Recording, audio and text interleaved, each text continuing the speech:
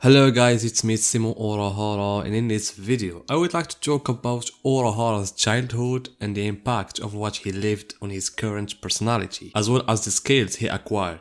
Because in fact, every time I look back at Urahara Kiisuke, I find that this character needs a lot of time to talk about, especially when you read again Urahara's character with new concepts and from other angles. This gives you a greater understanding of Urahara Kiisuke as a character. And so, I have said more than once that there is an important piece in Urahara's past that's still a mystery until today, and precisely Yoruichi's relationship with Urahara. And this point will be one of the most important points of this video, because the opposite of many things that Kubo deliberately did not want to answer, the last of which was Urahara's past, the explanation of how Urahara met Yoruichi is something different, because Kubo promised to reveal it in the final arc as a manga.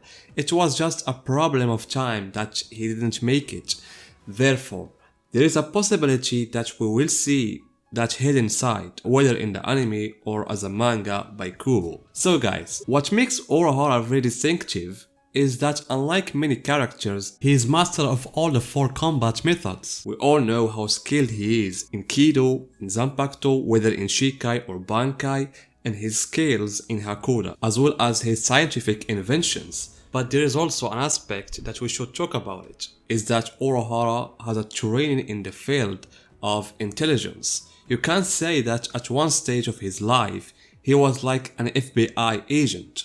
And we're talking here about the period he spent in the 3rd unit of the Umitsukido. So how is that? Before we answer this question, if you noticed, all Urahara's movements are always calculated, to the extent that he surprises his ally before the opponent.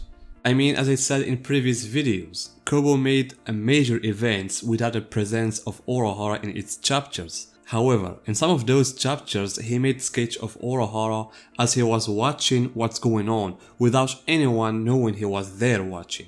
For example, when Ichigo was fighting the fishbone for the first time, and that was one of the important events in the story, which is Ruki giving her power to Ichigo, all of this happened before Urahara's eyes. And this sketch was attached to the first chapter. Also, when the Minos Grande appeared for the first time and Ichigo wanted to fight him, Urahara suddenly appeared and Ichigo told him, "Whenever I go, I see you." And there is also when he was fighting Renji in Byakuya. Kubo again made this sketch in which Urahara appears as he prepares himself to leave in order to save Ichigo. But also in the next chapter, Kubo made this sketch of the coming of Yoruichi, and this is also one of the important points that we will talk about it later. And so Urahara is always watching the situation from afar, and in light of what is going on, he chooses a time in which he will intervene. For example, when the Grand Fisher appeared for the first time at the beginning of the Arankara arc, and Hirako entered into that clash with Ichigo, Urahara was keeping an eye on what was happening. And by the way, this scene guys is very important in my personal opinion. The studio changed this scene in the anime. On this page, Urahara, as I said, was keeping an eye on what's going on in front of his shop, and noticed who opened the door. It was Yoruichi, and she wasn't in the clothes we used to see in, but in pajamas. In the anime they removed Yoruichi, so that Urahara appeared just watching the situation and Yoruichi didn't show up. That's why I have a feeling Urahara and Yoruichi, maybe something happened between them. Then Kiisuke came out, and later Yoruichi came out and opened the door. I hope someone will ask this question to Kubo at Club Outside. Whatever, the important thing guys, Urahara's repetition of this monitoring process was repeated in several other events, and the most important of which was his meeting with Masaki. Do you think that collision was a coincidence? I don't think so. Urahara didn't pass by that street by chance. He went there because he was also watching the battle between Isshin and White, and he might have noticed that Masaki might have been bitten by a holo, so he wanted to make sure of it by himself, and that's what he did.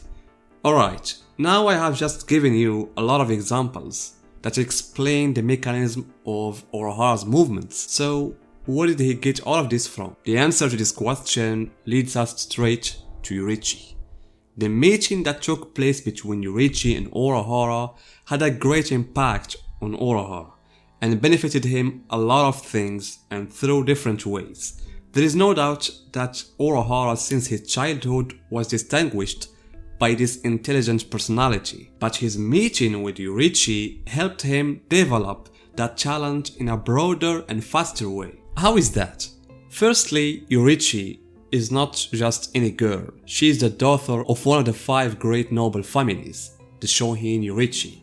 This family is called the Defender of the Heavenly Realm, or the Divine Weapon Protectors. This family, guys, its first ancestor was involved with the other 4 in making Ryu divide the original world, according to their desire. It is enough that one of the members of that family, Chika Shohin, is the only member of the 5 noble families who was one of the founders of the Gotei 13, the first Gotei 13.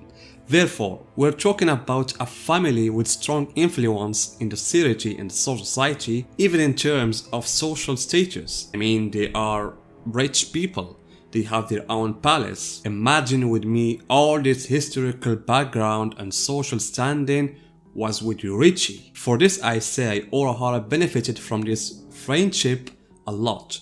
First, he lived inside the palace of Shohin, and there where he met the leader of the Kido Teisai. Secondly, he entered the Gotei 13 in exactly to the second squad, and this squad, in way or another, was under the authority of the Shohin family for generations. As I told you, the founder of this squad was Chika Shohin. Also, the Shohin was under their command, the Umitsukido unit. This organization, we can consider it to be the intelligence agency of Yoruichi. It consists of 5 units. We only know 4 of them. For example, the second unit is tasked with collecting intelligence information, meaning everything that goes on inside the Yoruichi is known, to the extent that their appearance is unknown. Then we have the third unit, which is our important unit.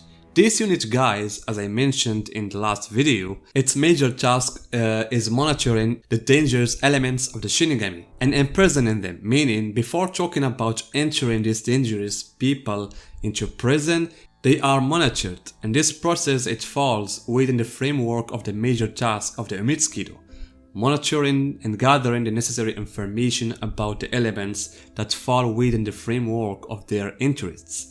And Mayuri was one of these examples. And so this unit, at one time, its leader was Urahara Kisuke. And this is an important point. So when you go back to those examples that I have just mentioned, you will find that Urahara's appearance in those situations is mainly due to the fact that part of his formation was in this field, spy field. It sounds like we're talking about, as I said, an FBI agent. That's why I said that the Shohin family had a great impact on Urahara Kisuke. Since the Shohin family controls this sensitive organ, it provided Urahara the appropriate conditions to work within that organization and benefit from all the advantages it offers. It's good to know that Urahara, even when he got out of the Umitsukido and became the captain of the 12th Division, he entered the Magus prison and released one of the most dangerous prisoners there, who is Mayu. All of this happened because he was provided with a protection cover by the Shohin. It suffices to say that Yoruichi also has a hand in nominating Urahara as a captain. It's true, Urahara had all the qualities that makes him a captain, but even in a fictional world, you need someone like Yoruichi to ensure you got this position. So I'm really curious to know, what is the secret behind Yoruichi's attachment to Urahara? I mean, it could be love, but there is something else, definitely something else, that has to do with Urahara's background. I mean, what makes Teisai a leader of Kido to have this strong bond with Urahara, who was at one time just a 3rd officer? So I really want to know this secret, and I hope Kubo will make it clear in the anime or as a manga in the future. So guys, what do you think? Tell me your opinion and see you in my next video.